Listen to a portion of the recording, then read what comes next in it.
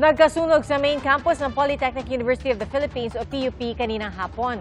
Sa isang pahayag, sinabi ng PUP na apektado ang main academic building ng universidad. Agad naman itong naapula. Dahil po sa insidente, kinansela ang mga in-person class sa nasunog na gusali.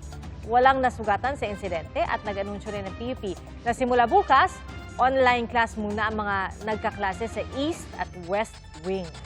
Iniimbestigahan pa ng BFP ang sanhi ng sunog. Bumilis palalo ang inflation o pagmahal ng mga bilihin at serbisyo mula sa 4.1% na inflation rate nitong Marso. Tumaas po ito sa 7.2% ngayong Abril, pinakamataas sa loob ng 3 taon.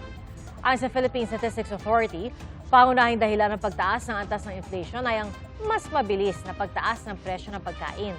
Dumagdag pa ang mas mabilis din pagmahal ng gastos sa transportasyon tulad ng diesel na mahigit doble ang taas presyo. Nagmahal din ang gastos sa bahay tulad ng renta, tubig at kuryente.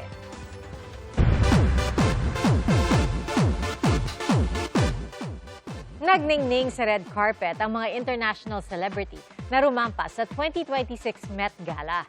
Ang mga miyembro ng Blackpink muling nakitang magkakasama sa pagtitipon. Ating saksihan.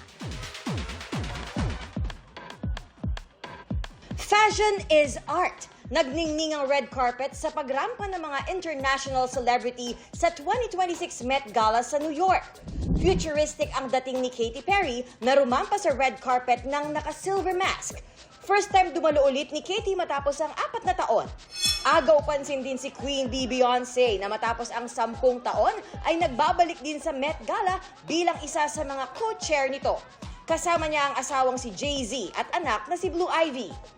Inabangan din ng lahat ang pagdating ni Rihanna na kapansin-pansin ng bejeweled look. All black naman ang outfit ni Madonna na giant shape ang disenyo ng headpiece at may entourage pa para hawakan ang kanyang belo. Pastel perfection naman si Blake Lively na rumampa muli sa Met Gala matapos ang 4 na taon. Kapansin-pansin ang lace bolero sleeves ni American rapper Cardi B, pati ang mala-estatwang look ni Heidi Klum. Elegant and in-style naman si Anne Hathaway.